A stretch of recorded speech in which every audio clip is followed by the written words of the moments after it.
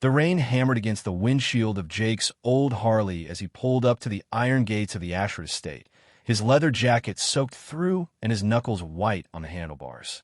He'd been riding for 3 hours straight through the storm, ever since his brother Tommy had sent him that photograph with a single message that made his blood run cold. "You need to see this now." Jake had stared at that image for 10 minutes in complete silence, his phone trembling in his oil-stained hands, because hanging on the wall of Richard Ashford's private gallery was a portrait of his wife, Sarah, the woman he'd buried 6 months ago after a car accident that had shattered his entire world. The woman who was supposed to be gone forever was immortalized in oil paint inside the mansion of the man Jake had worked for as a mechanic for the past 8 years. The billionaire CEO who never gave him more than a passing glance when his Bentley rolled into the shop for service. Jake pressed the intercom button with a finger that wouldn't stop shaking, and when the security guard's voice crackled through asking for identification, he said only 3 words that came out like gravel. "I need answers." The guard must have seen something in Jake's face on the camera, because the gates swung open without another question, and Jake rode his bike up the winding driveway lined with ancient oaks that seemed to lean in and whisper warnings he couldn't quite hear. The Ashford estate was everything Jake's life wasn't: pristine, powerful, untouchable, a sprawling modern palace of glass and stone that probably cost more than every house in his neighborhood combined. He'd never been past the service entrance before, never walked through the front door like he was doing now, his boots tracking water across marble floors that reflected the crystal chandeliers hanging overhead like frozen waterfalls.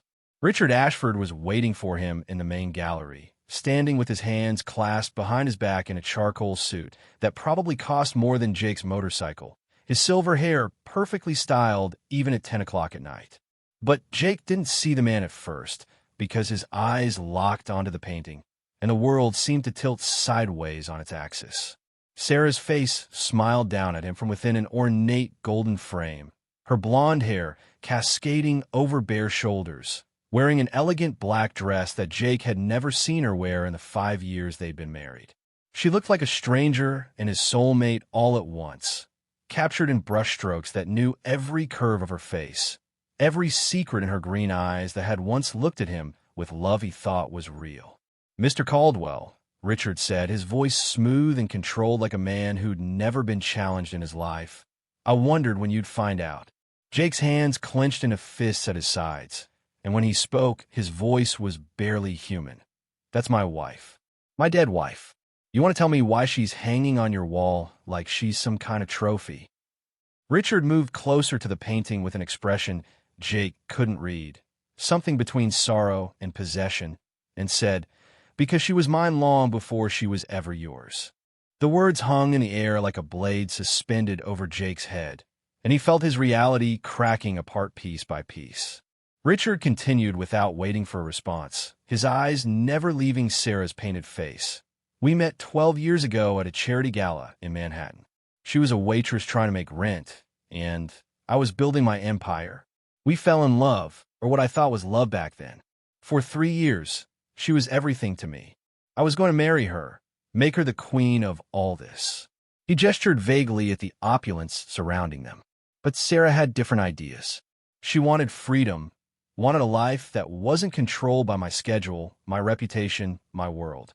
She left me without warning, disappeared completely, and I spent years trying to find her. Jake's breath was coming in short bursts now, his mind racing through every moment of his marriage, searching for clues he'd been too blind to see. "She never mentioned you. Not once." Richard turned to face him fully, and there was something dangerous in his expression now, something that made Jake's instinct scream. "That's because she was running, Mr. Caldwell. Running from a life she couldn't handle. And she ran straight into your arms, into your small apartment above that garage, into a life of simplicity that I could never give her because I was too busy conquering the world to notice she needed something different." Jake took a step forward, his voice rising. "You're lying. Sarah loved me. We built a life together. She was happy." But even as he said it, he remembered the nights she'd wake up gasping from nightmares she wouldn't explain, the way she'd sometimes stare out the window with an expression of profound sadness, the locked box in her closet she'd never let him see inside. Richard pulled out his phone and swiped through several images before holding out to Jake, and what Jake saw made his stomach drop through the floor. Photographs of Sarah and Richard together, younger versions of them laughing on a yacht, embracing in front of the Eiffel Tower, dancing at some glamorous event where she wore diamonds that caught the light like captured stars. I had her followed for years after she left, Richard admitted, his voice dropping lower. I needed to know she was safe, that she wasn't suffering. I watched her fall in love with you, watched her marry you in that little chapel, watched her try to forget who she used to be. I commissioned this portrait from a photograph I took of her the last night we were together, because I couldn't let her go, even when she'd clearly chosen a different path. Jake's hands were shaking so violently now that he had to shove them in his pockets, and his voice came out broken. The accident. Tell me about the accident. Something flickered across Richard's face then, something that looked almost like guilt, and he turned away from Jake to pour himself a scotch from a crystal decanter on a nearby table. The roads were wet that night, Richard said carefully. She was driving home from the city. Her brakes failed on that sharp turn near Miller's Creek. The way he said it made Jake's blood turn to ice, and suddenly he was moving forward without thinking, grabbing Richard by his expensive lapels and slamming him against the wall hard enough to rattle the paintings. What did you do? Jake snarled, and for the first time, he saw real fear in the billionaire's eyes. I didn't mean for it to happen, Richard gasped, his composure finally cracking. I just want to talk to her, to remind her of what we had. I had my people arrange a meeting, told her I needed to see her one last time. She agreed, God help me. She agreed to meet me at the Parker Hotel that night. But when she got there and saw me, she got scared, said you couldn't know, said it would destroy everything. She ran out of there, and she was upset, crying, not paying attention. Richard's voice broke. I didn't know her car had been having problems. I didn't know the mechanic she'd taken it to was one of my subsidiaries, that the inspection had been rushed, that the brake line was compromised. When I heard about the accident, when I got the call that she'd died on impact, I realized that my obsession, my inability to let her go, had killed her as surely as if I'd cut the brakes myself. Jake released him and stumbled backward, his mind unable to process the magnitude of what he was hearing. Richard straightened his suit with trembling hands and continued. I've lived with that guilt every day for 6 months. I commissioned this portrait as penance, as a way to keep her memory alive while torturing myself with what I'd done. I never meant for you to find out, never meant for you to walk through that door and demand answers, because the truth is so much worse than any lie I could have told. Jake felt something breaking inside him, a dam that had been holding back an ocean of grief and rage, and when he spoke, his voice was barely a whisper. You took everything from me. You took the only person who ever made my life mean something. And you did it because you couldn't stand that she chose me over all your money and power. Richard met his eyes then, and what Jake saw there wasn't arrogance anymore, but genuine anguish. I know, and I'll spend the rest of my life knowing that I'm a monster who destroyed 2 lives because I couldn't accept that love doesn't work on the same rules as business. Jake stood there in that gallery, surrounded by priceless art and devastating truth, and he realized that the man in front of him was trapped in a prison of his own making, one far more brutal than anything Jake could inflict with his fists. But that knowledge didn't stop the fury building in his chest, the need for some kind of justice that would make sense of the senseless loss that had hollowed him out from the inside. He pulled out his phone with hands that had finally stopped shaking and started recording, because he knew that men like Richard Ashford lived and died by their reputations, and the truth was the only weapon he had that could penetrate the armor of wealth and privilege. Say it again, Jake demanded, holding the camera steady. Tell me exactly what you did, how your obsession killed my wife.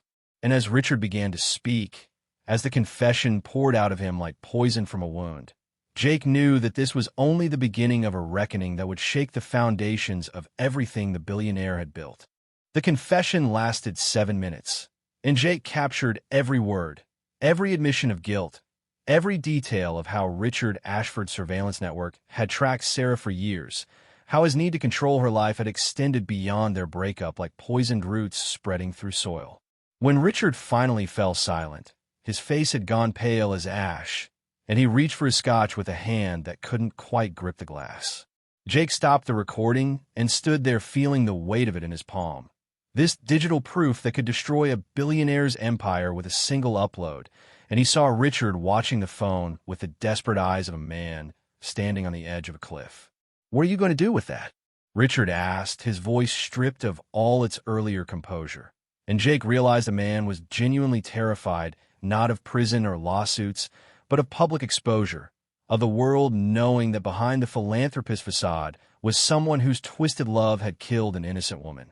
Jake didn't answer right away because part of him wanted to post it immediately, wanted to watch this temple of wealth and privilege crumble into dust. But another part of him, the part that Sarah had loved, knew that revenge wouldn't bring her back or fill the emptiness she'd left behind. "I'm going to think about it," Jake said finally, pocketing his phone. "But first, you're going to tell me everything about her, everything she never told me, because I deserve to know who I actually married." Richard nodded slowly, relief and dread mixing on his features, and he gestured toward a leather sofa near the fireplace where flames crackled with indifferent warmth. They sat like two ghosts haunting the same memory, and Richard began to speak about a Sarah that Jake had never known, a woman who'd grown up in foster care bouncing between homes that never wanted her, who'd fought her way through community college while working 3 jobs, who'd met Richard at a moment when she was exhausted from surviving and seduced by the promise of security. She was brilliant, Richard said, staring into the fire. Not in the way people usually mean it, but brilliant at reading people, at understanding what made them tick. I thought I was the one in control of our relationship, but she knew from the beginning that I needed someone to save, someone to rescue from poverty, so I could feel like a hero. And she let me play that role because it gave her stability for the first time in her life. Jake listened with his jaw clenched, trying to reconcile this calculated survivor with a woman who'd laugh at his terrible jokes while they ate takeout pizza on their apartment floor, who'd fall asleep during movies with her head on his shoulder, who'd kissed him goodbye the morning of the accident like it was just another ordinary day. But after 3 years, she realized that being saved meant being owned. Richard continued. "I controlled everything. Where we went, who she talked to, what she wore, how she spent her time. I told myself it was love, that I was protecting her, but really I was building a cage of gold and diamonds and calling it a palace." The bitterness in Richard's voice was real. Jake could hear that much, but it didn't absolve him or make the truth any less devastating. "So she ran," Jake said flatly. "She disappeared and started over with a fake name." Richard shook his head. "Not entirely fake. Sarah Morrison was her birth name before foster care and all the documentation that came with it. When she was with me, she used Sarah Ashford even though we weren't married yet because I insisted on it, needed everyone to know she was mine. When she left, she reclaimed her original identity and vanished into a life I couldn't touch." Jake thought about the name on her marriage certificate, Sarah Morrison, and how he'd never questioned it or asked about her family because she'd told him they were all gone, and he'd accepted that simple tragedy without pushing for details. "She worked at the garage where I was apprenticing," Jake said, his voice distant with memory. "She did the books, answered phones, brought coffee to the guys in the shop. She was quiet first, kept to herself, but there was something about her that made me want to know more." Richard's expression twisted with something that might have been jealousy or perhaps envy, and he said, "She chose you because you were everything I wasn't. You didn't try to fix her or save her or control her. You just saw her as a person, not a project." The words should have felt like a victory, but they tasted like ashes in Jake's mouth because winning Sarah's love hadn't protected her from the past that came hunting. "Tell me about the night she died," Jake demanded, needing to understand every piece of the puzzle, even though each one cut like glass. Richard stood and walked back to the portrait, reaching up to touch the frame with fingers that trembled. "I've been planning it for months," he admitted. "I knew where you lived, knew your routines, knew that you worked late on Thursdays. I had my assistant call her, pretend to be from a law firm handling an old trust fund from a relative she didn't know existed. It was elaborate, convincing, and it got her to drive into the city to meet with the supposed lawyers at the Parker Hotel." Jake's hands curled into fists again, but he forced himself to stay seated, to let Richard finish. When she walked into that conference room and saw me instead of lawyers, the look on her face, Richard's voice broke. She was horrified, betrayed, and angry in ways I'd never seen. She told me I was sick, that what I'd done was stalking, that she'd call the police if I ever contacted her again. I tried to explain that I just needed closure, needed to understand why she'd thrown away everything we had for a life of struggle and mediocrity. And that's when she said it, the thing that's haunted me every night since. He turned to face Jake with tears streaming down his face that looked genuine enough to be convincing. She said, "I'd rather struggle with a good man than drown in luxury with a monster who thinks love is ownership." Then she ran out of there, and I was so stunned, so devastated by her words, that I just stood there for 10 minutes before my security team told me she'd left. The timeline was forming in Jake's mind now, each piece clicking into place with horrible precision. She called me, Jake said, remembering, around 8:30 that night.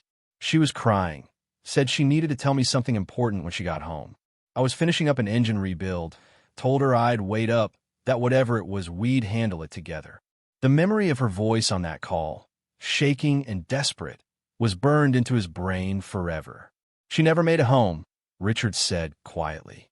The accident happened at 9:15 on Highway 47, exactly where the road curves past Miller's Creek. The police report said her brakes failed completely, that she couldn't make the turn, that the car went through the guardrail and rolled 3 times before hitting a tree. Jake had read that report so many times he'd memorized every word, had tortured himself with the details of her final moments, had wondered if she'd been afraid or if it had been too fast to feel anything at all.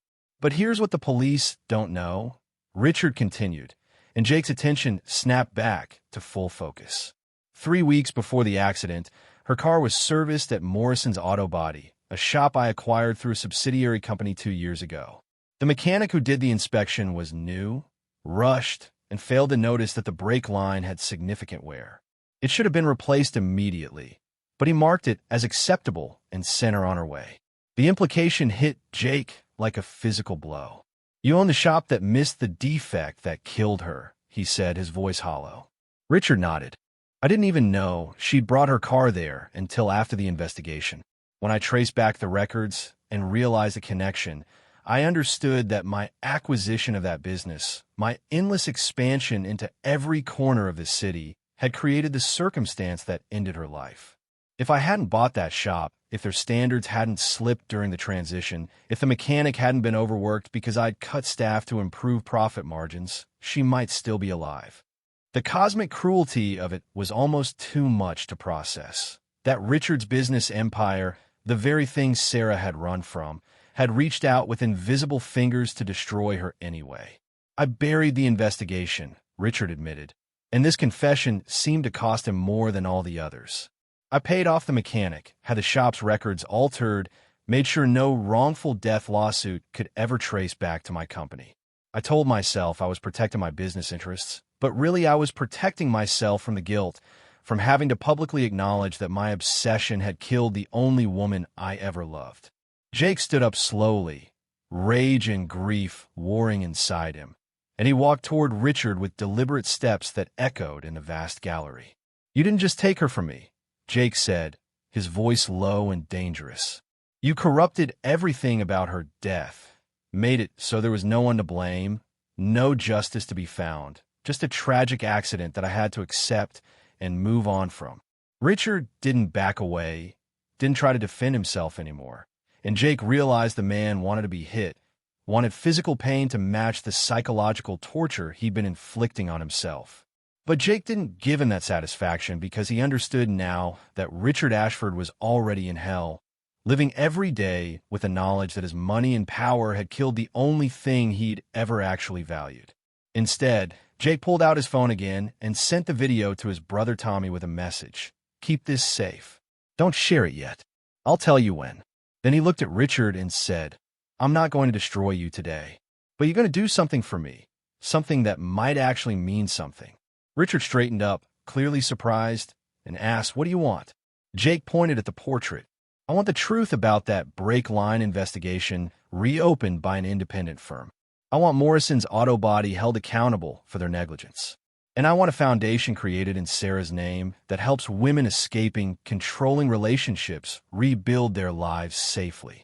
The demands hung in the air between them, and Jake watched Richard process what was being asked, understanding dawning that this would cost him millions and expose the corruption in his business practices. If you do this, Jake continued, if you actually take responsibility and try to prevent this from happening to someone else, then maybe I'll believe that you actually loved her instead of just loving the idea of possessing her. Richard was silent for a long moment. Then he extended his hand and said, I'll have my lawyers start the paperwork tomorrow. The foundation will be fully funded, and the investigation will be handled by whatever firm you choose.